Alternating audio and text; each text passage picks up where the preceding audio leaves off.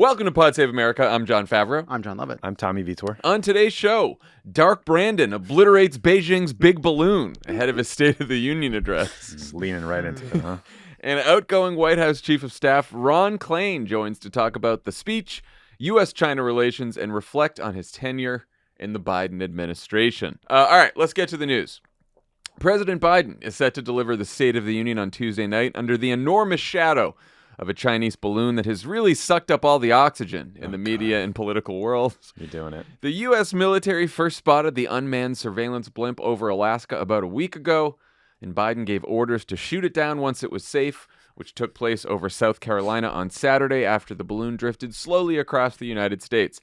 Secretary of State Tony Blinken also indefinitely postponed his trip to Beijing over this incident, though none of this was good enough for Republican politicians and some pundits who promptly lost their minds. Did that balloon take off from Wuhan? How about COVID 22, 23, whatever year it is? If they know Joe freezes at the first sight of a balloon, the next balloon might be filled with another virus. Pop, droplets all over. We're all on ventilators again. Whoever is working with the Chinese government to sell our farmland near our bases, I don't know if those are investment firms, real estate agents, I don't know who's providing cover for the Communist Party and Chinese. That's treasonous. I have another question. Why haven't we shot this balloon out of the sky?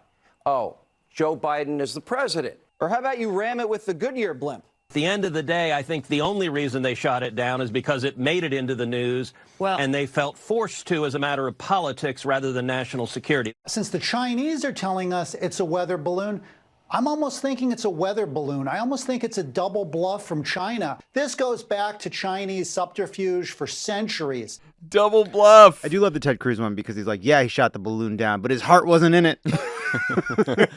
I like, is it the Newt Gingrich? Like, we used to scoop balloons what is it? all What the was time. that? When did we scoop? When are we scoop scooping? balloons? I think he's talking about the skyhook from Dark Knight. I don't know. I mean, I just want to. Can I just put a pin in this balloon story for a please. second? Yeah. Get it out. Get out of your system. Look, obviously Republicans have tried to overinflate this story, and the media has been pumping it up too. But even so, I'm surprised by how much lift it's had, day after day of hot air. are these the famed notes that you took for this episode? Yeah, that's part of it. That's the top of. That's right there. Lovett's notes are balloon jokes and the words Joe Biden. You wrote down. I underlined.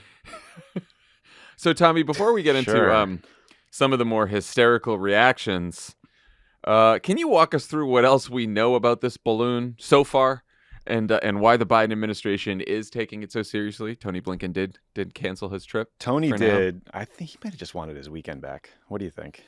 I think he wanted to. Yeah, he wanted Tony's to a busy consume all the guy. balloon He's got coverage. small kids, He wanted yeah. to make sure he could see all those memes. Let's see, yuck it up. This is one of. It sounds like this is one of several Chinese spy balloons that have come into U.S. airspace or been released. There's one in Latin America right now. There's balloons partying all over the place. All over Chinese the place. balloons are all over the world.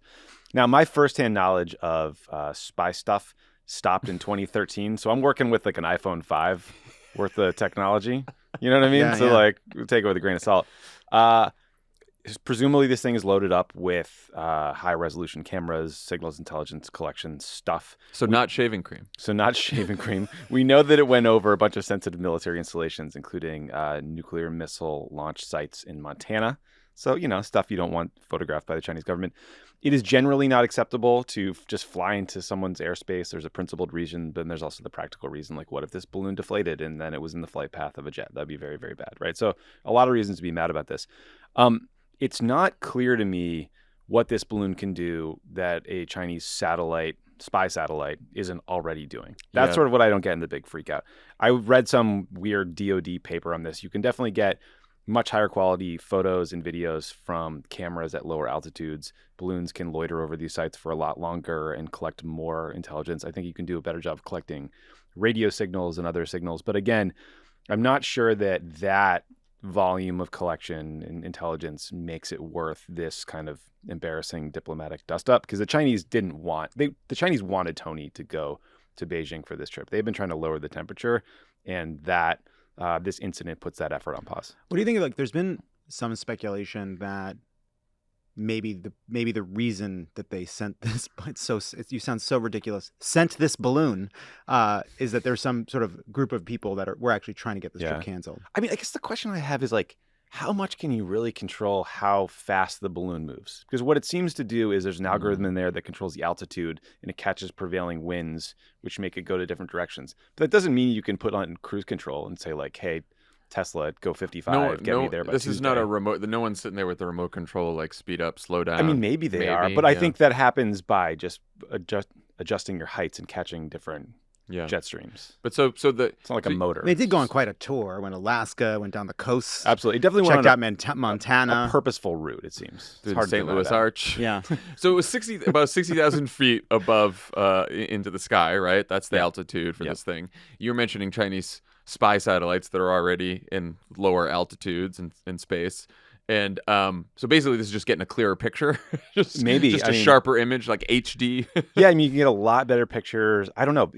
Who knows what they were looking for? I think the fact that we waited to shoot the thing down and now we're going to go through it inch by inch and figure out what it was collecting and what its capabilities are, we'll have a lot more information on this soon. And Lovett, when you were talking about the speculation that some people were trying to ruin this visit by Blinken, that's referring to there's some speculation that the Chinese military or sources within China or different Right, there's some dissensus within the Chinese government. Right, so that some maybe people want the visit, some people don't. Right, that Let's maybe fuck it up with a President spy Xi somehow balloon. didn't know that this was happening. Yeah. I find that find very that hard to believe. That's what I was wondering. Xi Jinping rules with an iron fist. He has since 2012. Just recently, he moved out a lot of other potential power centers from the Politburo and put in his own guys.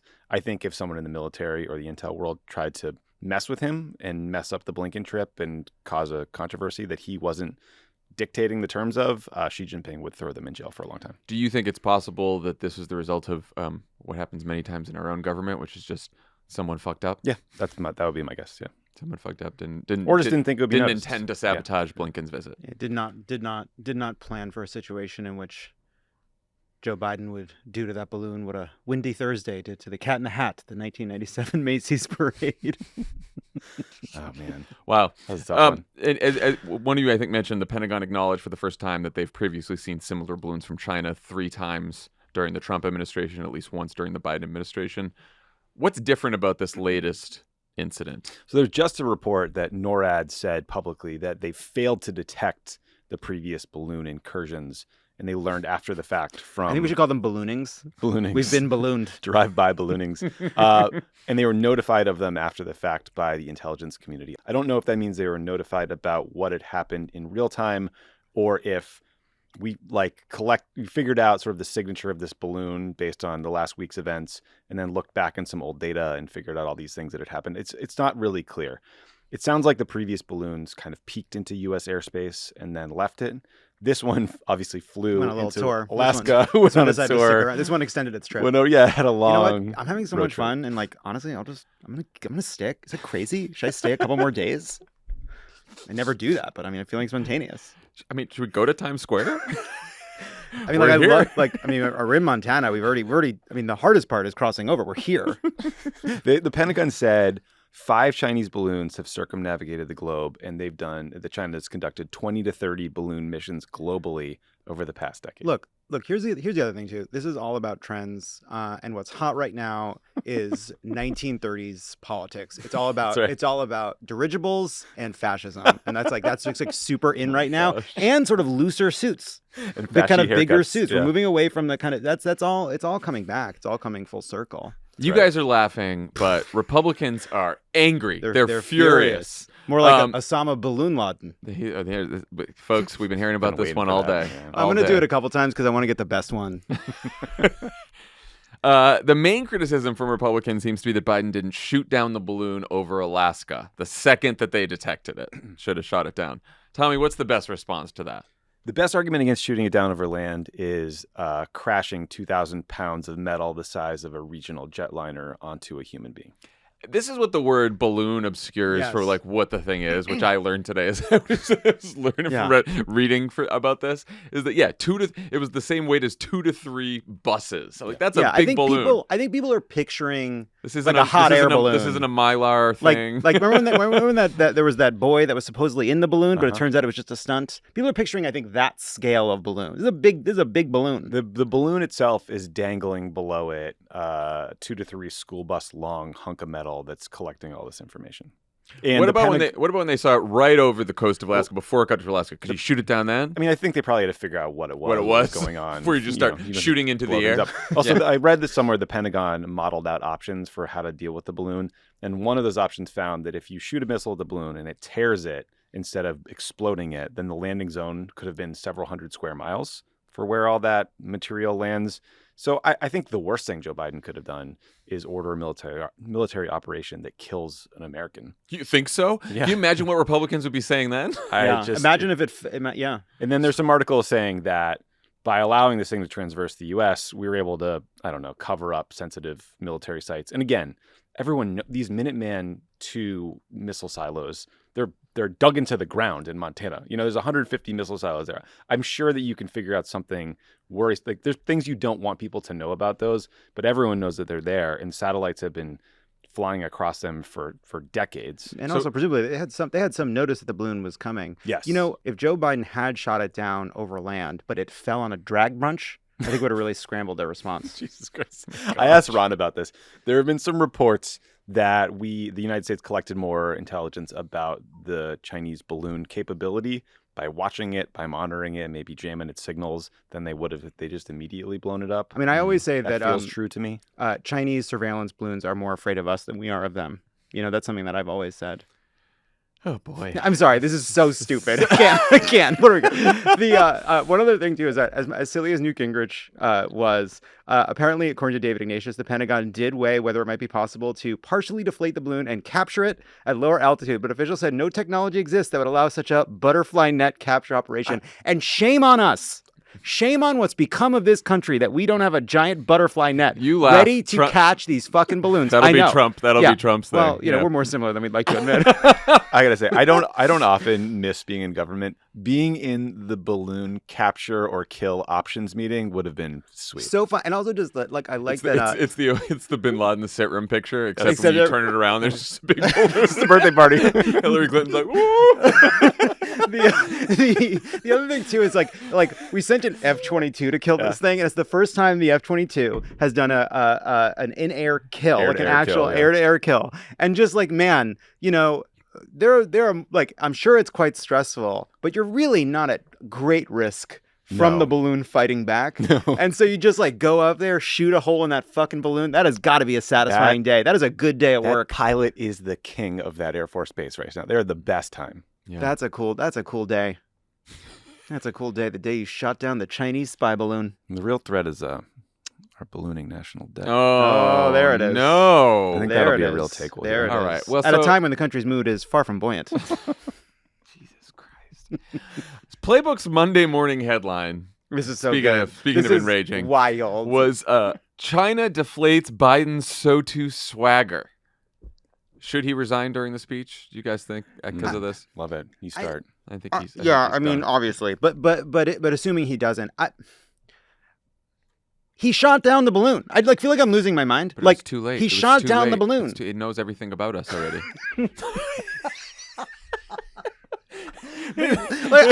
I honestly think is the it just balloon's got all your nudes? Like, do you think the balloon's got my nudes?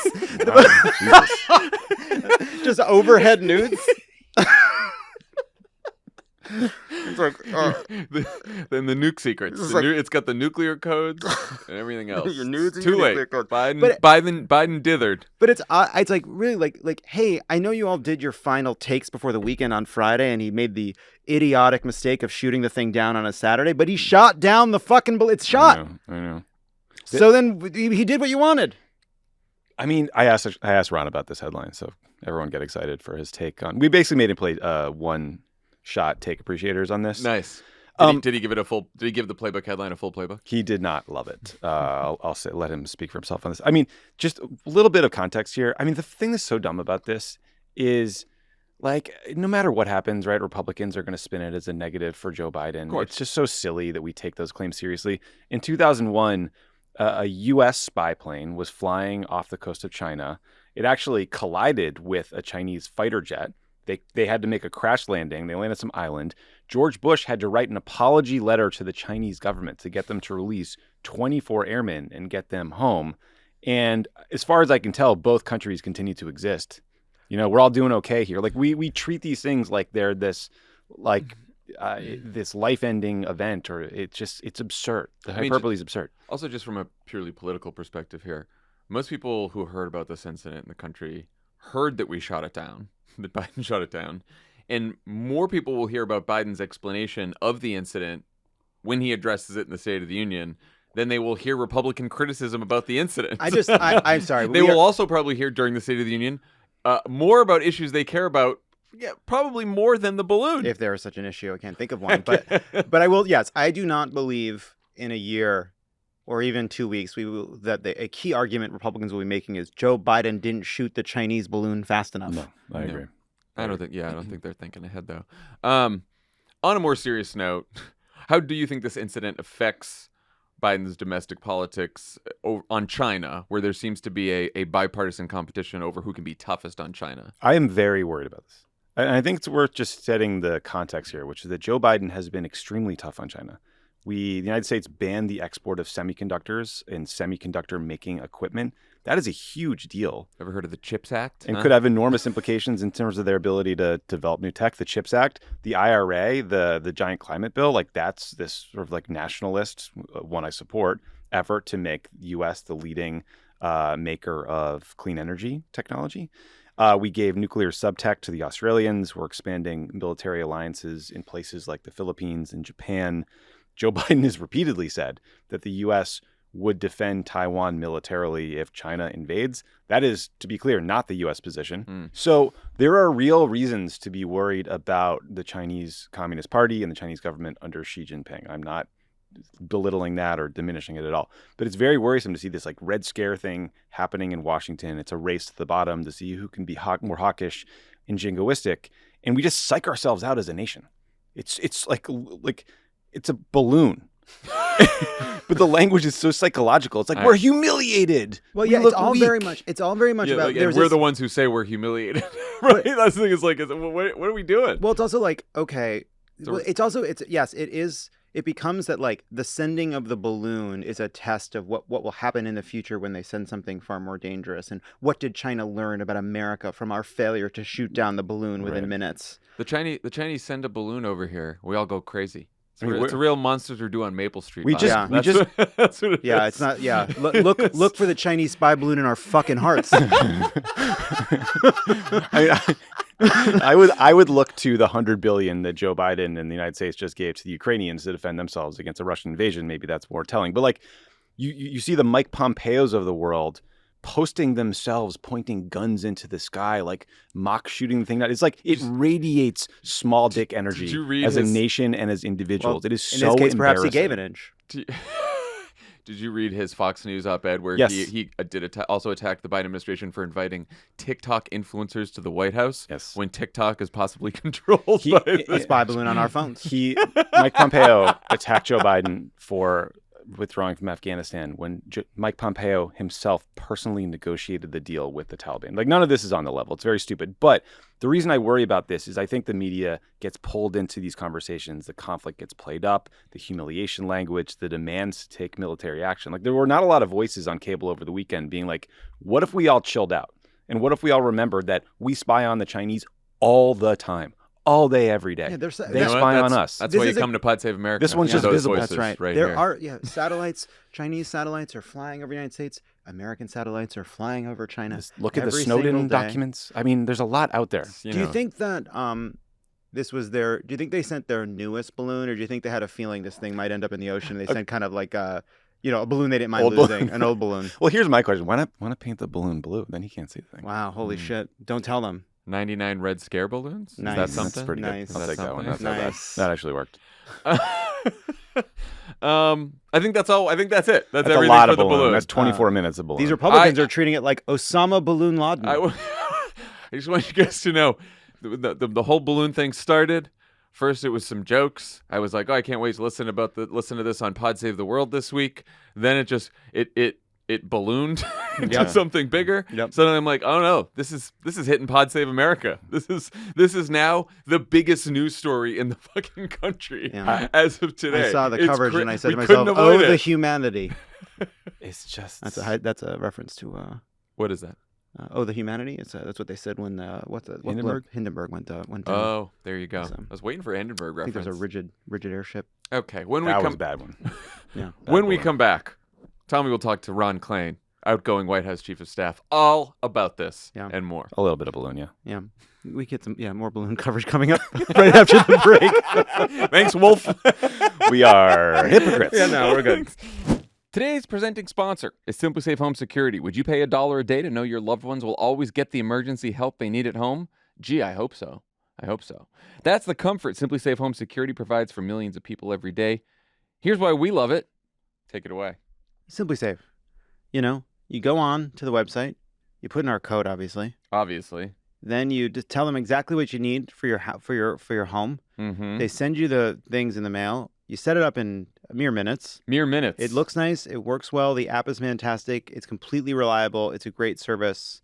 It's rare. I highly recommend it.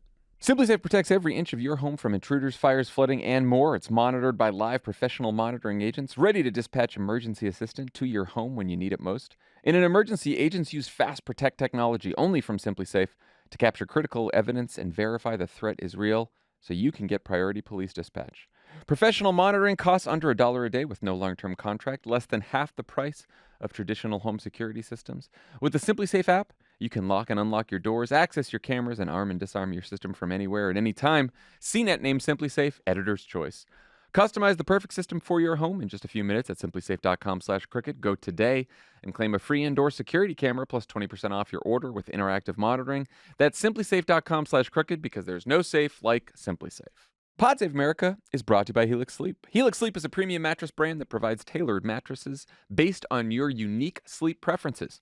The Helix lineup includes 14 unique mattresses, including a collection of luxury models, a mattress for big and tall sleepers, and even a mattress made just for kids.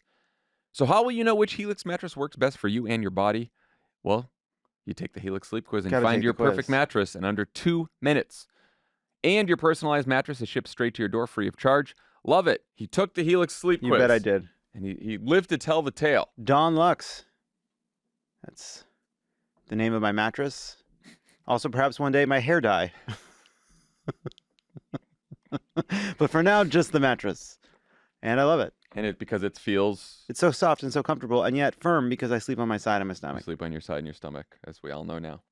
We love Helix Sleep. Look, all the mattresses are great. Everyone we've gifted them to is great. All the people who've purchased them in our lives love them. Mm-hmm. Just get one. Yeah, no complaints. No complaints. Plus, Helix mattresses are American-made and come with a 10 or 15-year warranty, depending on the model. Don't want to take our word for it? Helix has been awarded the #1 mattress by GQ and Wired magazine. It's even recommended by multiple leading chiropractors and doctors of sleep medicine as a go-to solution for improving your sleep. Helix is offering up to 20% off all mattress orders and 2 free pillows for our listeners. Go to helixsleep.com/crooked. This is their best offer yet, and it won't last long. Won't last long. With Helix, better sleep starts now. Pod Save America is brought to you by Squarespace. Feel free to talk about a job title that's relatively new, especially if it's related to the news industry. AI copywriter. Is that? Yeah. Chat GPT inspector. Yikes. Many of today's occupations didn't really exist a decade ago. From Etsy seller to misinformation moderator, new opportunities to build a career are popping up every day. And Squarespace is the ultimate tool for professionals to use to build a site to market their brand and sell anything. Features like blogging tools allows you to share stories, photos, videos, and updates, and you can also use customizable galleries to display images in unique ways. All features perfect for that citizen journalist like Elon Musk to publish their work. Whether you sell, or Matt Taibbi, or Barry Weiss, all citizen journalists. Every damn one. Every damn one. Whether you sell physical or digital products, Squarespace has the tools you need to start selling online. Perfect for the guy selling promotional t-shirts to market his burgeoning Cat News podcast. Plus, all websites are optimized for mobile. Content automatically adjusts so your site looks great on any device. Head to squarespace.com/cricket for a free trial, and when you're ready to launch, use offer code CRICKET to save 10% off your first purchase of a website or domain. Pod Save America is brought to you by FrameBridge. FrameBridge, the custom framing company, is the perfect way to refresh your space for the new year by framing everything that matters to you. That's because they can frame bridge just about anything. Game day jerseys, selfies, your anniversary dinner menu, artwork, or your favorite movie poster. Jon sitting beneath his Too Fast, Too Furious poster. I'm a Boston guy. I got my big Goodwill Hunting poster framed. I know it is your favorite movie. Yeah, I love it. I don't know if it's the favorite, but it's up there.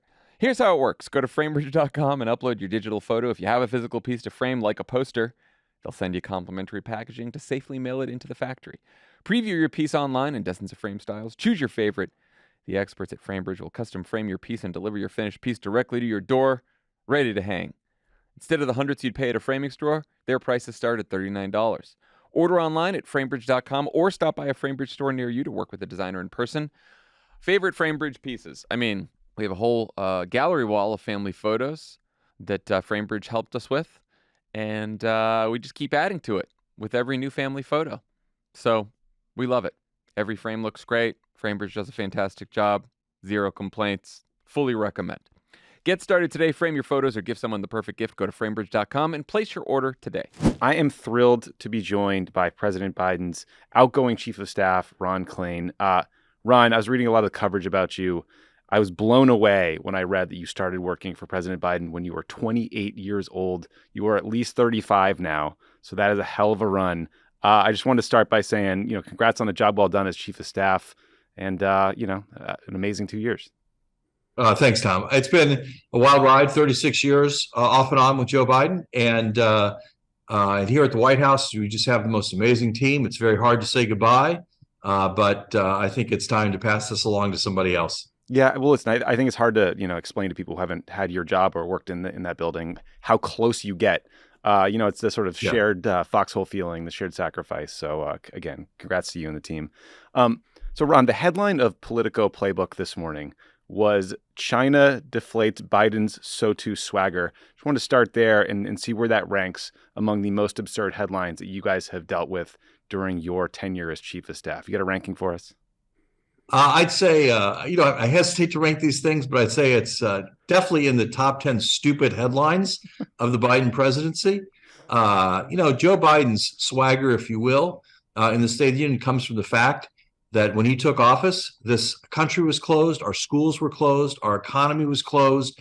3,000 people a day were dying from COVID. We had left the Paris agreements. We had broken our alliances around the world. And look where we are just 2 years later. Record job creation, the unemployment rate down more than half since he took office, the lowest in 50 years. Our schools are open, COVID deaths down 80%, COVID cases down 80%. We're back leading globally on climate change. We're bringing 800,000 manufacturing jobs back to our shores. We're leading the world in clean energy. We've passed the most significant gun control bill in 30 years. The list goes on and on and on. That's where Joe Biden comes in to the State of the Union with swagger. And I think, look, and as to this incident with the Chinese balloon, the president ordered the military to take it down when they could do so safely. They did. They're now recovering the key elements of the spying devices, whatever it was, surveillance devices. I think mission accomplished on the balloon there. And more importantly, a mission accomplished on a number of key domestic and global priorities. See, he took a question about Politico Playbook and made a case for the re-election. That's how you become chief of staff, people. So obviously you guys are taking this spy balloon joyride very seriously. Planes were grounded. Tony Blinken indefinitely postponed his trip to China. You shot the thing down.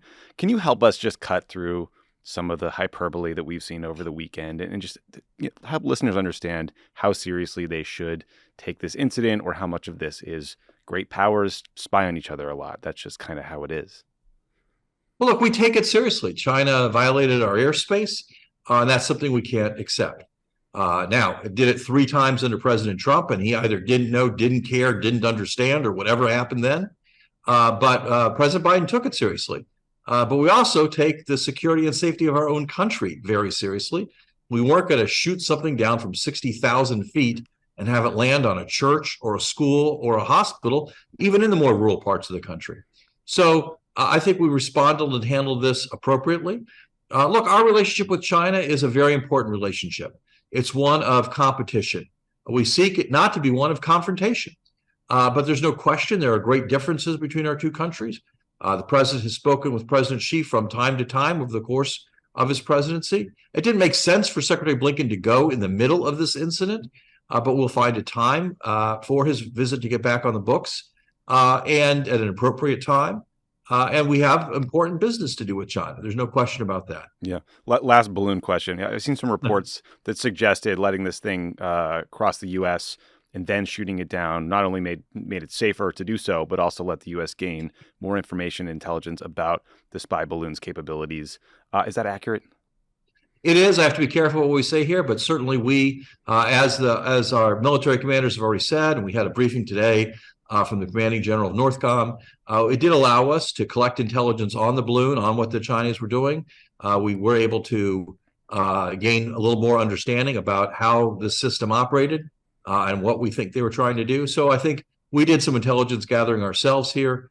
And I think it was helpful for the long run. And I just want everyone to know that you're probably listening to this. The balloon's corpse is behind Ron, tacked against the wall. So it's just, important visual. So we're talking on Monday afternoon. This will come out Tuesday morning. What should people expect to hear in President Biden's State of the Union speech later tonight? Well, what they're going to hear, Tom, is a combination of, first of all, the progress we've made. I think it's important to remind the American people where we were when we got started and what's happened to get us to where we are. But even more importantly, they're going to hear his plan to go forward from here. Look, we've made tremendous progress on the economy, but there's a lot of important work left to do to bring inflation down further and to make sure we're building that kind of bottom-up, middle-out economy that's so important to the president. We've made progress restoring our alliances around the world. We've been managing the largest land war in Europe since the end of World War II. But we have a lot of progress to make there, more work to do there to combat Russian aggression and to make sure the Ukrainian people can be free. We have progress building a new clean energy economy for the future that's going to create hundreds of thousands of jobs here in America, combat climate change, make our air cleaner, make our water, everything healthier here in the U.S. But there's a lot of work left to do there to implement the Inflation Reduction Act, other measures that we passed along the way. So, and look, we've made even progress on health care. This is something we started when you and I worked together in the Obama administration with the Affordable Care Act. Since then, we've passed additional measures. More Americans have health insurance today than any time in American history. We capped the price of insulin for people on Medicare at $35. We need to take that cap and make it true for everyone in the country, paying less than $35 on their insulin. Bring down the cost of prescription drugs across the board. So you're going to hear the president update the country on the State of the Union today, but also lay out his plans for how we can have an even better union a year or 2 years from now.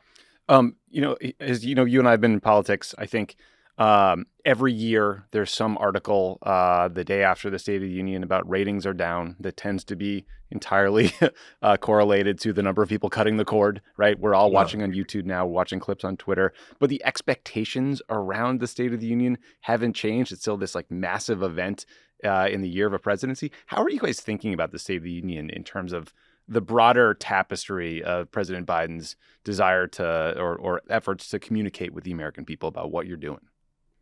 Well, Tom, you're absolutely right. Compared to 5 years, 10 years ago, certainly when I worked here for President Clinton compared to then, the idea that this was like roadblock, prime time network viewing for every American, which was true 25 or 30 years ago, is not true anymore. But on the other hand, we have a lot of ways to push clips from the State of the Union, excerpts from the State of the Union to a wide range of people on our platforms, on other platforms. And so I think in the end, virtually everyone sees some part of it in some way, shape, or fashion. What we know is it's a night when a lot of people who don't otherwise tune into politics do tune in and do listen to what the president has to say. It's an opportunity for people to focus on our messages and for us to get them across. So it's not the kind of, and I think the other thing about it is it may be less impactful on one night than the State of the Union was 20 or 30 years ago, but it's probably more impactful across a range of time as people pick up these clips on social, on other forms of sharing and other platforms. So it's a big content generation night for us.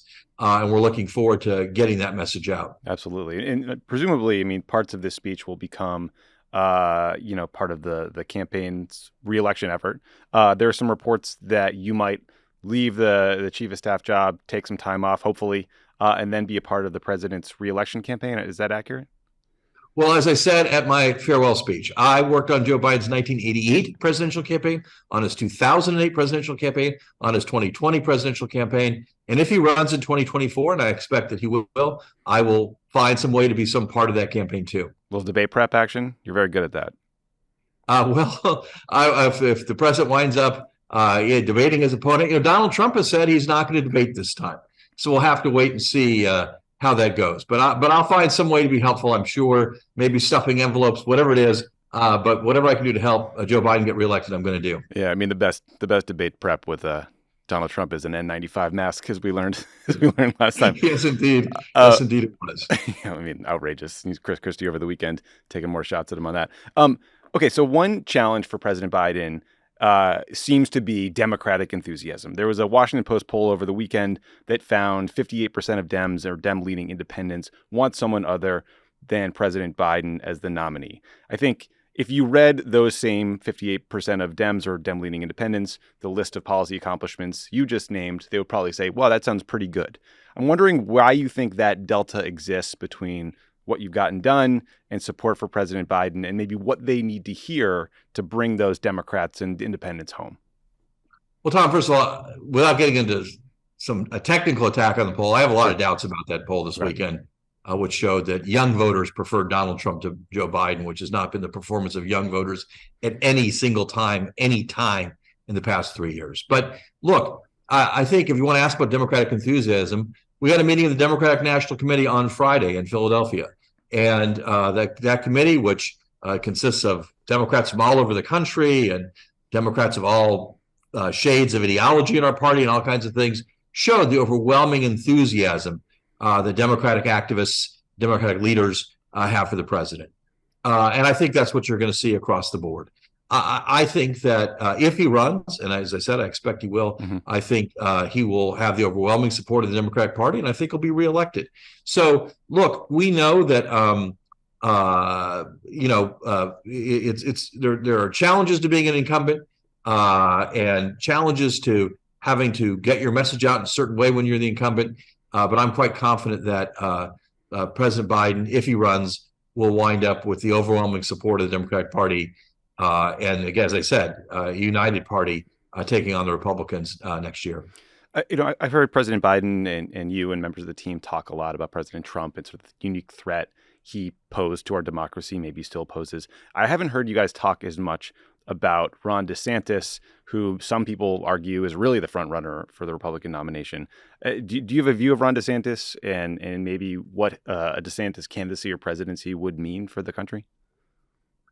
Well, look, I think, first of all, I think Donald Trump is the undisputed leader of the Republican Party. I understand they have some wish fulfillment exercise going on over there, trying to avoid Donald Trump. But when Kevin McCarthy couldn't get elected speaker, the phone call went out. It was Donald Trump that got Kevin McCarthy elected speaker. And you go down the line at every key moment for their party. Donald Trump is the person who decides. He decides who gets nominated. He decides who wins for them. He decides where their party goes. So I think they can pretend that they've solved their Trump problem, but I don't see really any evidence of that. Beyond that, we'll just let the Republican Party politics play out as they may. And as I said, I think if the president runs, he will have overwhelming support from Democrats and independents. Look, I heard a lot of these same doubts about Joe Biden, his record, what he stood for before the 2022 midterms. I heard a lot of the same questions about polling numbers and all these kinds of things. What we saw was, as you know, a historic result, the first president ever to get every senator in his own party reelected, a historically low number of seats given up in the House, actually gaining governorships, gaining state legislature seats. You saw what happened when Joe Biden brought his team and his talent and his message to the ballot box. And I think really that's what I look to when I assess how he's going to do in 2024. It was a hell of a good midterm, a lot better than 2010. You're about to leave the job. Jeff Zion's going to take over. Just wonder if you could look back for a minute. I mean, you've been through some pretty historic moments. In particular, I just was wondering what it was like for you, someone who's in the PDB, who's reading intelligence constantly, At that moment when you guys realize, like, okay, Russia is actually going to do this. They're going to invade Ukraine. You're sort of sitting on this information. You're going home at night, like trying to be normal over dinner with your wife or friends, knowing that this sort of catastrophic event is going to happen. Can you sort of take us back and, just remember what that moment was? Tom, it's interesting because, in fact, we weren't really sitting on it. We had sent the president out to say this was going to happen. We had called our European allies to say, hey, this is going to happen. And, of course, we'd had a lot of communications with President Zelensky and others in Ukraine saying this was going to happen, far from kind of hiding the information. Oh, no, I mean, people doubted it, I mean, some people said, no way that'll happen, yeah. We were telling anyone who would listen, sure, hey, we need to get ready. The West needs to prepare for this. We need to get sanctions ready to go. And in the end, right, although there was skepticism of what we were saying, we were able to very quickly get the West lined up to impose these unprecedented sanctions on Russia. We were able to quickly get key aid and assistance to the Ukrainians. And I think that, the most amazing part of this was seeing the Ukrainians with their courage, with their guile, with their flexibility, with the weapons we provided and other Western allies provided, hold off what was thought to be the second largest military in the world, to hold them off from taking their capital, which most of the experts thought would happen in 2 or 3 days, to hold off from the overrunning the country, which most of the experts thought would happen in 2 or 3 weeks. So just seeing that unfold day by day was just an amazing thing and something I think all of us here are very proud of. Last question, because I know you have a busy day today. Is there a moment or an event or a foreign trip that you'll think back on as sort of your favorite time in this White House that you want a story to tell? Yeah, I think really the moment really was the month of August of 2022. It was a strange month here. The president had COVID for a solid chunk of the month, and notwithstanding the fact that he had to work remotely and work the phones, we were able to get the Inflation Reduction Act passed. We were able to conduct a major successful anti-terrorism mission in Kabul. We were able to get the CHIPS Act passed, get the PACT Act passed to help our veterans. And so it was a time, a 2 or 3 week period of tremendous progress on the legislative front, on the national security front. And it just was just one of those periods where everything kind of clicked, and we really had an exceptional couple of weeks there. And that's I'll always remember that time as a what we call the season of substance, a time when we really got a lot of things done here. And I hope and I think a time when the things we got done are going to pay off benefits for years and years to come in terms of the economy we'll be building, the progress we're going to make at home and abroad. That was a really critical period. Every White House always tells the staff to take parts of August off, thinking it's going to be slow, and it just never is. Never once in history. Never is. August is the month when it all happens every single year. Don't travel in August, White House staff. Are you the only guy in the country who hasn't gotten COVID yet? I don't know about that, but knock wood. Thanks for cursing me, Tom. Sorry. I have not gotten COVID yet. And but again, if I do, I'll take Paxlovid. We've got great medicines now. That's why if you look, the people don't really appreciate the progress we've made on COVID. If you look at the charts and the graphs, you see in previous winters, cases went up, hospitalizations went up, ICU admissions went up. This past winter, we've kept ICU admissions very low because we have a treatment that this administration purchased and is distributed widely that keeps people who get COVID from getting very sick. I'd also note that you're someone who, when I see you in public, you are wearing a mask pretty religiously, and it seems like it does the work. Ron Klain, thank you so much for doing the show. Thanks for all your hard work for President Biden, and we really appreciate it. Thanks, Tom. Thanks for having me. Pod Save America is brought to you by Brooklinen. We're playing Matchmaker this year. You and Brooklinen, you're made for each other. Wow. How about that? Yeah. Feel the love this season with their line of bed and bath essentials that fill your home with life's little luxuries. Brooklinen doesn't let anyone come in between you two by using their direct supplier relationship to source high-quality materials at fair pricing model.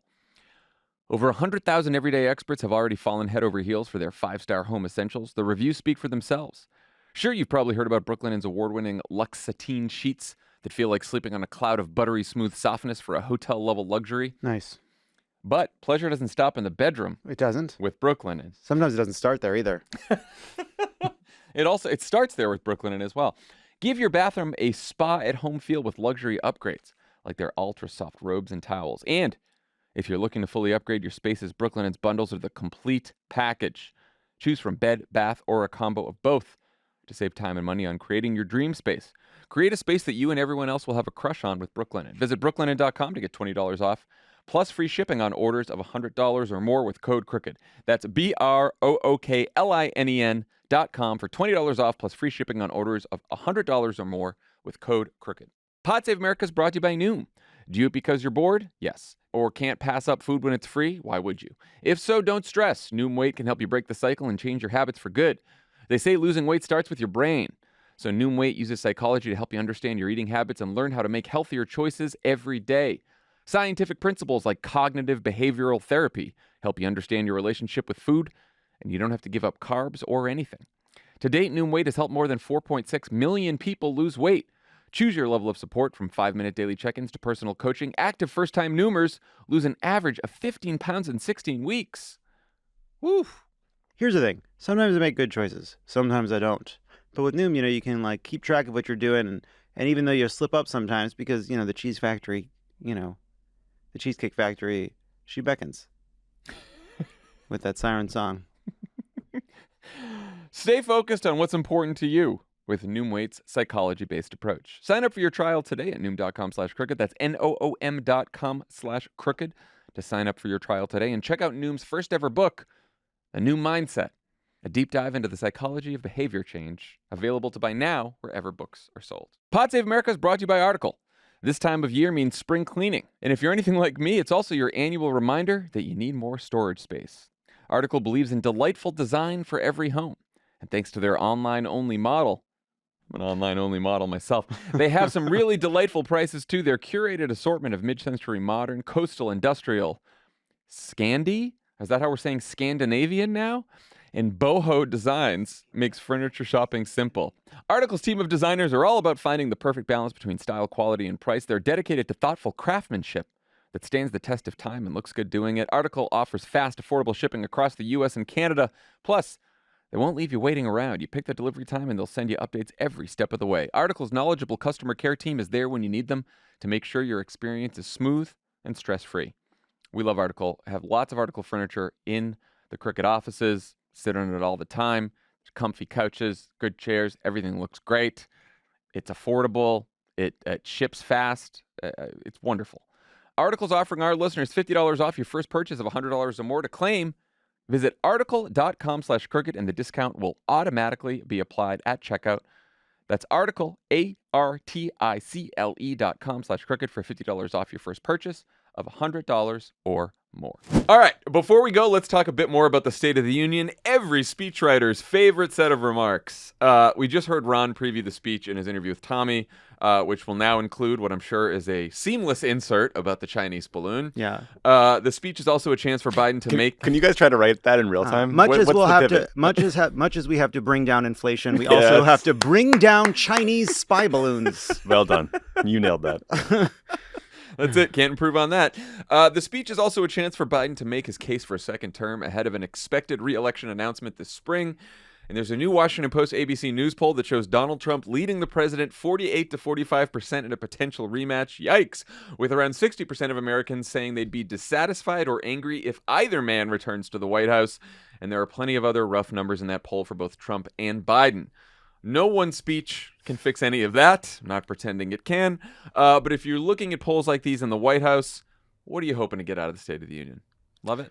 Yeah, I think there's sort of two broad tasks, neither easy, one I think harder than the other. The first is to tout what I think is fair to call an incredibly successful 2 years, given the hand that President Biden was dealt, and he can point to bipartisan bills like gun safety, infrastructure, semiconductors, which we talked about, healthcare for veterans. You can also talk about the Inflation Reduction Act, and which has investments in clean energy, and you can talk about lower prescription drug costs. You can talk about at least pushing for student debt relief and hoping it is held up.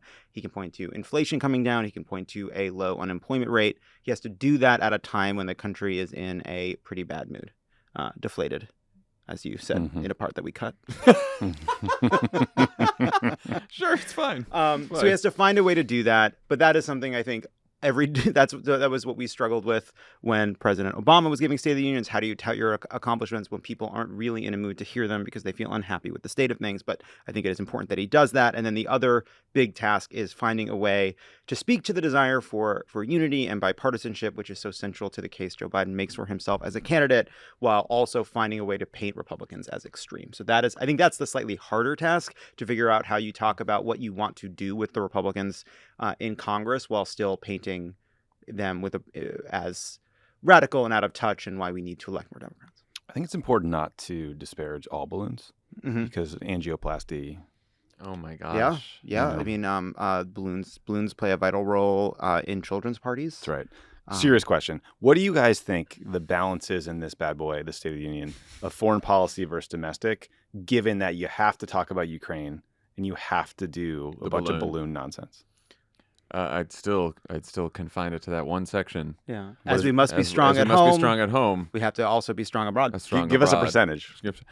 I think you got to do 25%, because here's the thing. That's all I get? That's all you get. Here's how, off the top of my head, here's how I try to organize it. You got to do your accomplishments litany. You got to get through that fast. I know they all want to. I think they're the lean into accomplishment. that. I know they're going to, but they got to get through that fast, because, like Lovett said, people aren't feeling it in their own lives, and by just saying it, you're not going to set it there. No one's going to sit home in a dour mood and then be like, "Oh, well, he just actually told me that unemployment's low.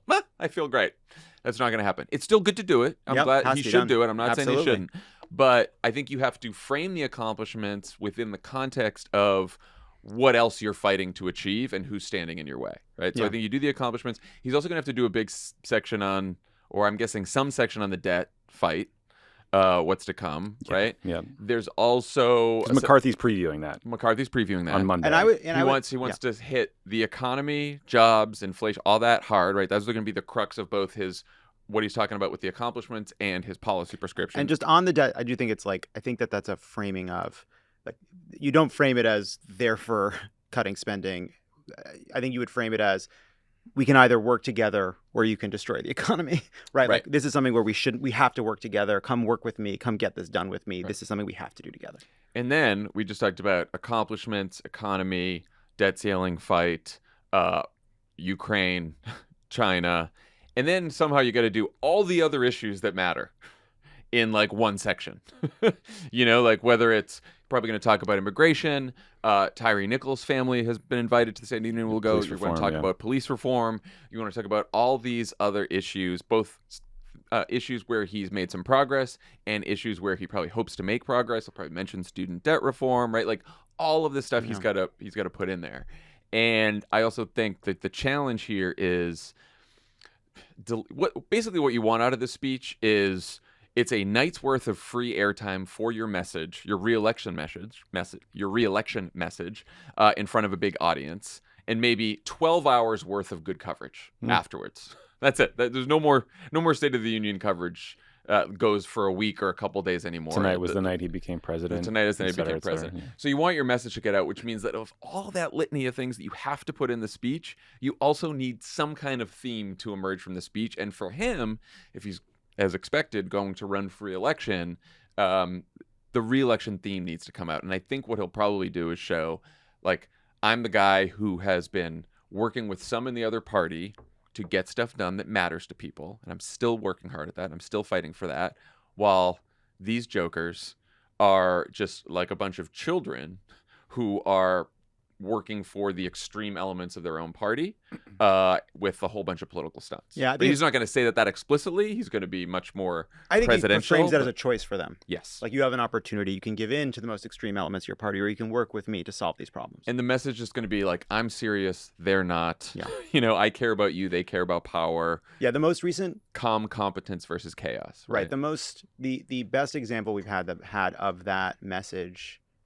in the last few months is Joe Biden standing next to Mitch McConnell doing an infrastructure event in Kentucky, while Kevin McCarthy is, promising organs to Matt Gaetz to get the speakership, and not the organs you think. You know what? It's worth down a few now. Yeah, and Matt Gaetz got the organ he wanted. It's worth saying. I'm so sorry, everyone. Wow. This is a good contrast for Joe Biden, right? Because we've talked a lot about, the challenge Biden's polled numbers are facing right now. That was a weird passive voice construction. But there was a reason. Trying out for White House press secretary. The balloon has been shot down. Mistakes among us have been made. But there was a CNN poll from late in January that found that nearly 3/4 of Americans think the House Republican leaders haven't paid enough attention to the most important problems that they're facing. So Biden can play off of them in a way that I think will be beneficial to his message. We've said it a million times, as has Joe Biden. Don't compare me to the almighty, compare me to the alternative. That's the whole. That's what he's going to go for in this speech. Yeah. That's going to be the whole re-election campaign. Yeah, and the story of his life. Lovett, we've been through this special hell a few times, the State of the Union. What's our friend Vinay Reddy, who's Joe Biden's chief speechwriter?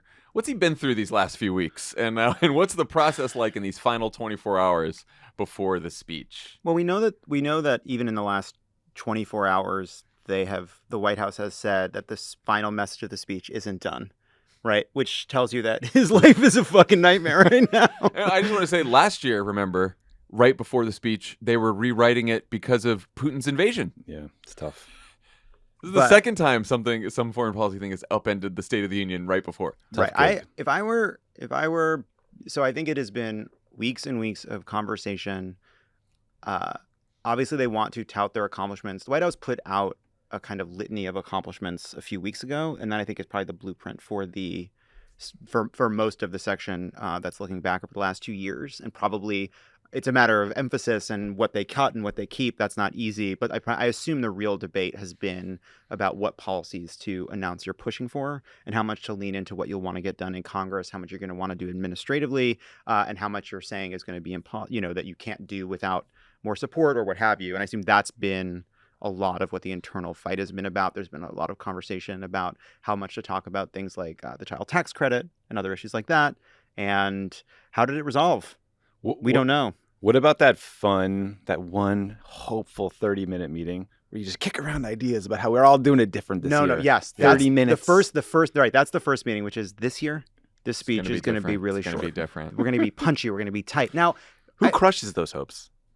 Every person everyone involved. who works in the government. It's like Murder on the Orient Policy, Express. No one people. person holds the knife. Yeah, lawyers. What's their problem?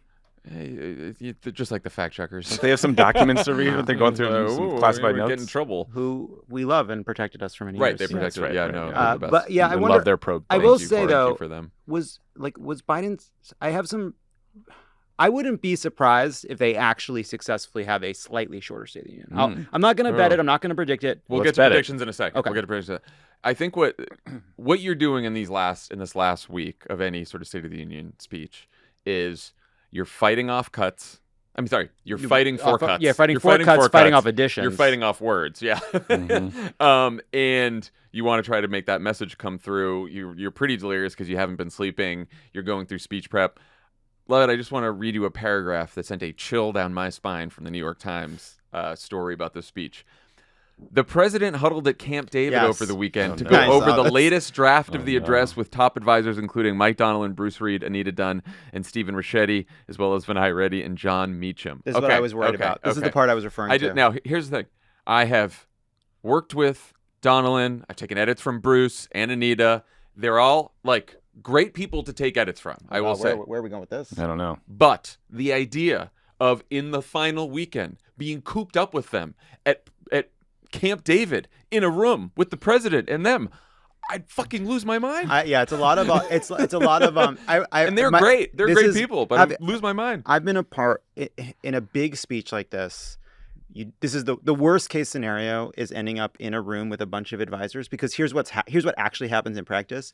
Everybody has a conversation. The conversation ends, and then everyone says a million things, and then everyone. You got that? Yes, they turn to the speechwriter and go like, "You got that? You got that?" And you're sitting there, and there's just like steam coming from your head, and it's 7 p.m. and everybody else wants a drink. Yeah, and it's they all go out for a drink. They all go out for a drink. Like, you got that? You got that? You want to do a pass? You got everyone's comments. And by the way, everyone made a comment, because when you're in that room with the president of the United States, you got to say something. You got to make a comment. You got to be part of the. Otherwise, why are you there? Why are you there? You got to say something. You got to make an impact. You can't just say, "Oh, I think it's great." I agree with what everyone else said. You won't be at the next one. I really think you two are making too much of this. You got to just let Joe be Joe.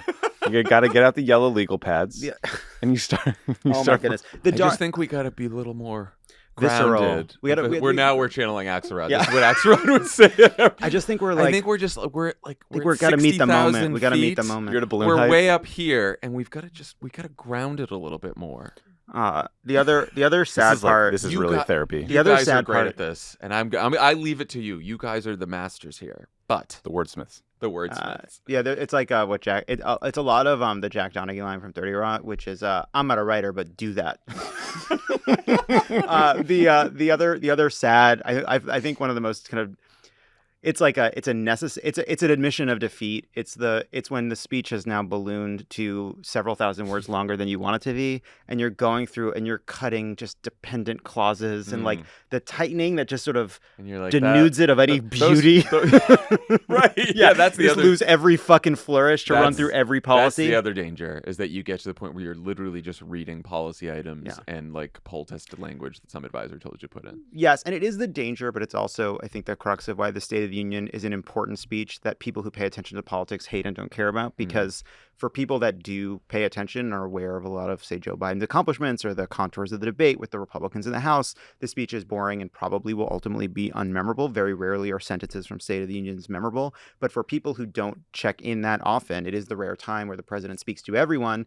And inevitably, State of the Unions are viewed far more negatively by the press and experts than they are by the public who sees them. They inevitably poll quite well after the fact, even when they are just boring fucking litanies. Yeah, the Biden folks, as they should, probably we will too, will be tweeting and sending around Insta polls that will be like 78% of Americans loved the speech, which is great.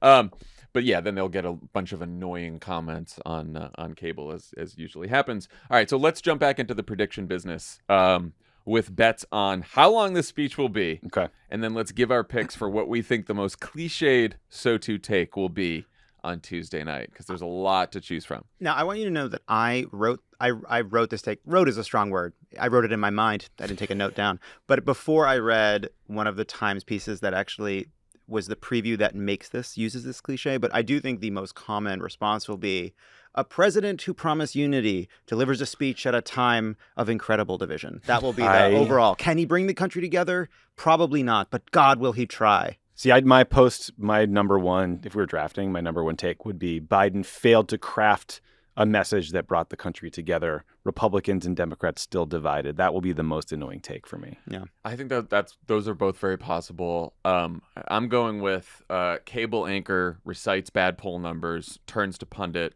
Did he do anything tonight to turn things around? Oh, did he turn things around? Yeah. Did he change any minds tonight? Did he quiet the chorus of doubts?